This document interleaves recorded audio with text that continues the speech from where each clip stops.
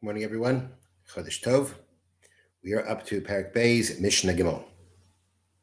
Hamatl Kelim b'Shabbos, one who immerses vessels into a mikvah on Shabbos.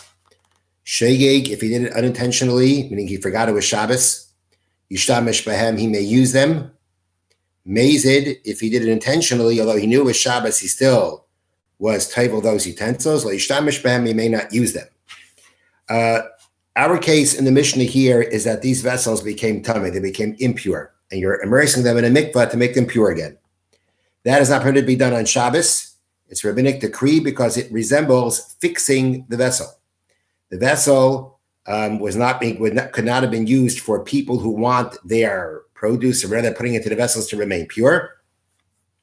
And therefore, by now tabling them, you now are fixing them. So that's like you're fixing something on Shabbos, and therefore that is something that is forbidden to do. Again, it's a rabbinic prohibition.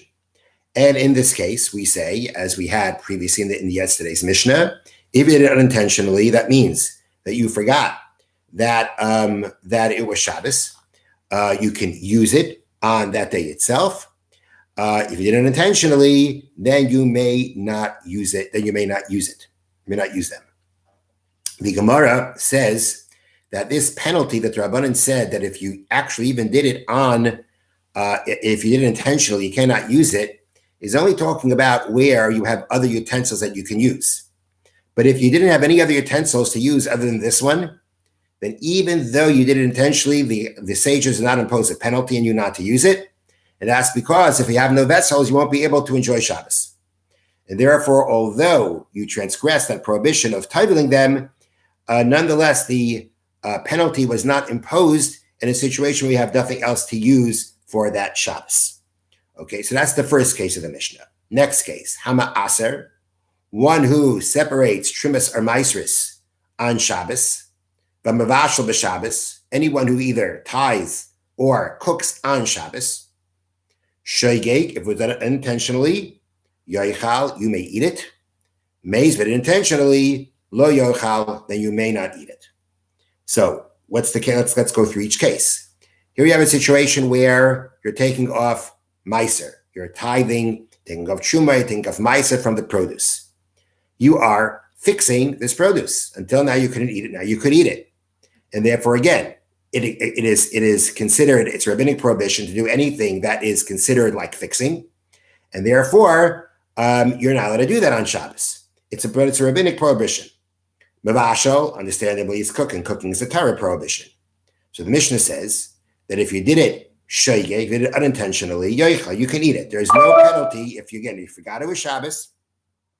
There is no penalty that's imposed upon you, and you can eat it. However, if you did it intentionally, if you did it willfully, then we say that there is a penalty imposed. You're not going to be allowed to eat it. Now, this food that we're saying right now, that willfully you may not eat it, means you may not eat it on Shabbos itself. After Shabbos, you may. Now, we have here two cases together, Ma'aser and Mavashal. Both of these are fixing, or both of these are making foods edible. But as we said before, tithing on Shabbos is midrabanan, is rabbinic prohibition, while cooking is a Torah prohibition. So although we say regarding this halacha about whether there's a penalty or not, they're the same, that if you did it unintentionally, you forgot it was Shabbos, we say you can eat it. If you did it intentionally, you can't eat it. There is a difference between the case of taking meiser on Shabbos, which is rabbinically prohibited, and cooking on Shabbos, which is a Torah prohibition. And that is that mentioned before that the Gemara says that if a person has no other things for that Shabbos, like in the case of titling the utensils, he has no other utensils to use on Shabbos other than this, then we say there's no penalty, you can use it. So the same when it comes to tithing. Let's say that you have no other food to eat on Shabbos other than this food that you tithed. So even though you did it intentionally, there is no penalty. You can eat it that Shabbos. You could have something to eat on Shabbos and enjoy Shabbos. But if the case is that you cooked on Shabbos, that's what you did intentionally, since that's a Torah prohibition, even if you have nothing else to eat for that Shabbos, you're not allowed to eat it. The penalty is imposed. Since you transgress a Torah prohibition, the penalty is there no matter what. Now, what is important to point out is that I just translated the Mishnah in the following way. that when it comes to cooking on Shabbos, that if you did it unintentionally, you may eat it on that Shabbos. If you did it intentionally, you may not eat it that Shabbos, but after Shabbos, you could eat it. That's the opinion of Reb Meir, of the Tana, of the sage, of the Mishna, Reb Meir. That's his opinion.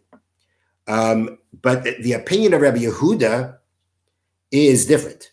And actually, the Bartanura brings down that opinion here. And that's because the Bartanura holds that we follow Rabbi Yehuda's opinion. Although we're going to see soon that in the next part of the Mishnah that we are clearly following Reb Meir's opinion. So the Mishnah is following Reb Meir. If you want to read the Mishnah, you read the Mishnah according to Reb Meir. Halachically, though, the Bartanura points out that when it comes to this case of cooking, that actually there's going to be a different halacha. And that is that according to Rabbi Yehuda, if you did it shogeg, if you did it unintentionally, then the halacha is you cannot eat it on Shabbos. An unintentional transgression of a Torah prohibition according to Rabbi Yehuda, you cannot eat it that Shabbos. You can wait for after Shabbos. You wait after Shabbos to eat it. You who transgressed this prohibition and cooked on Shabbos, even though you did it unintentionally, for that Shabbos you may not eat it. After Shabbos you may eat it. If you did it intentionally, you may never eat it, but others could after Shabbos. So according to Rabbi Yehuda, if it was cooked unintentionally on Shabbos, no one can eat it on Shabbos. You or anybody else cannot eat it on Shabbos, but you or anybody else can eat it after Shabbos. But if it was done willfully, then we say that you can never eat it even after Shabbos. Someone else can't eat it on Shabbos, but can eat it after Shabbos. Okay, that's the halacha. That's the halacha here.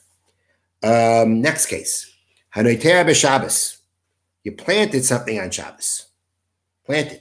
That's Torah prohibition. You can't plant things on Shabbos. Shogeg, if you did it unintentionally, Yakayim. You may keep it.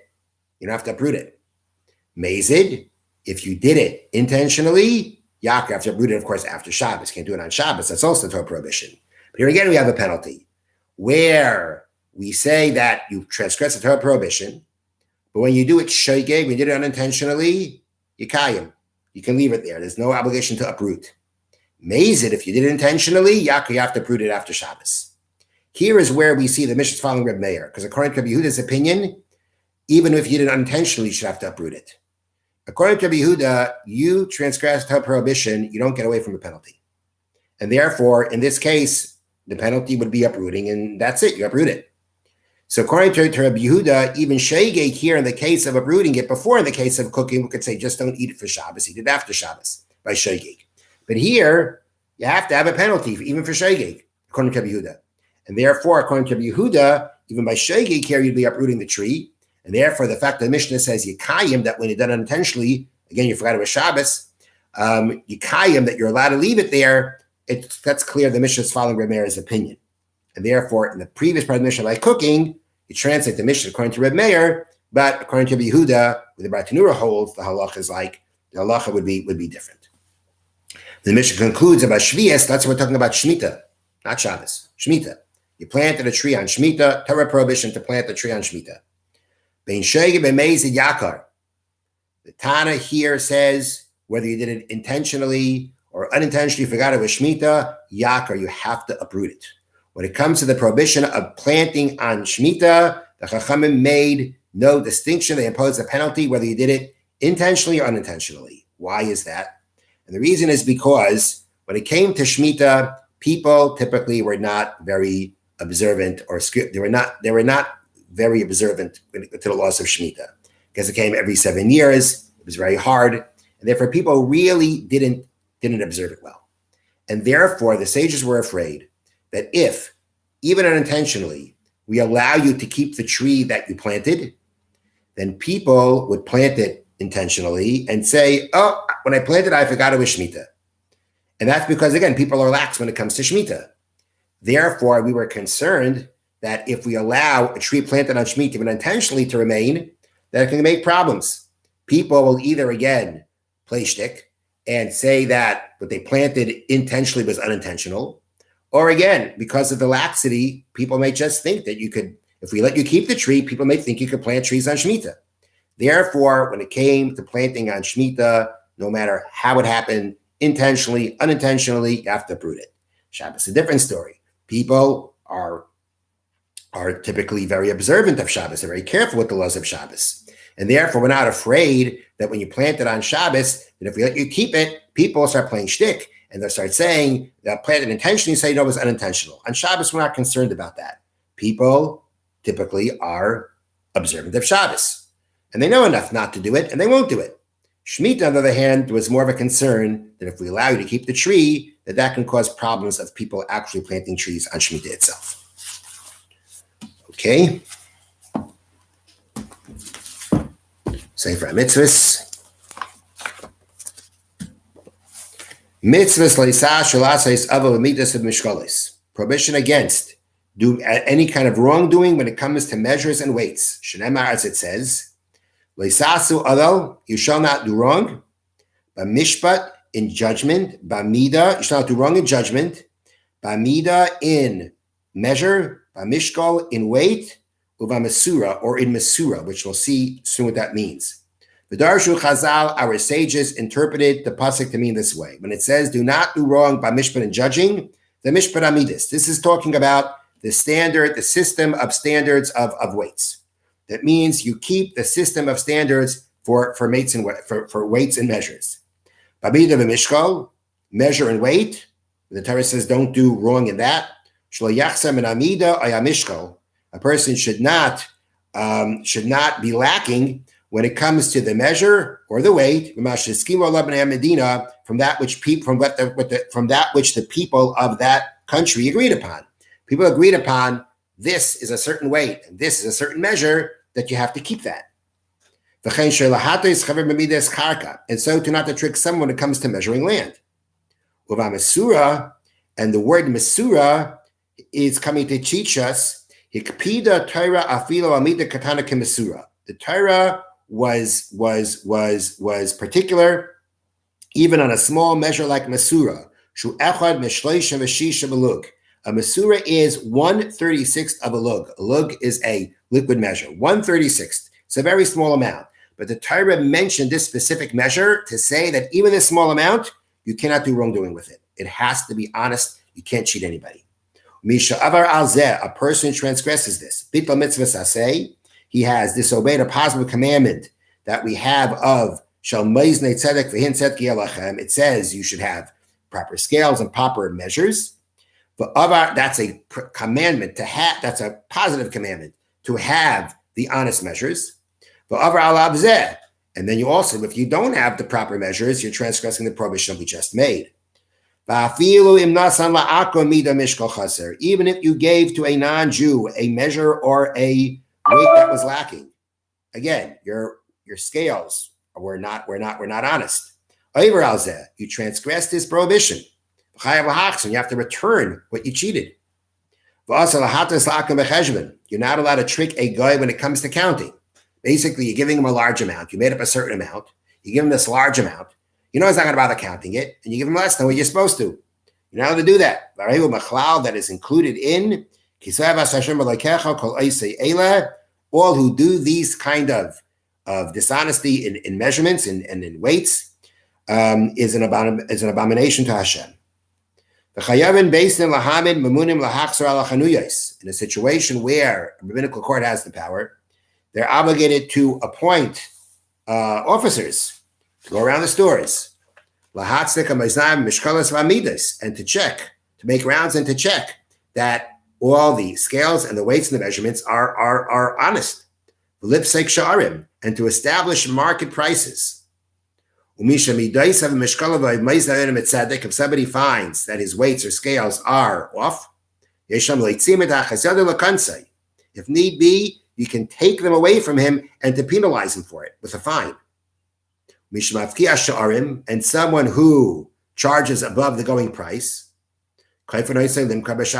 we force him to sell according to the regular price. The sages say that the punishment for dishonest measuring is greater than the punishment for immoral acts. Person who practices these kinds of dishonesty with scales and measures, it's like a person who denies the exodus from Egypt. We left Egypt, Hashem showed us that he controls the world.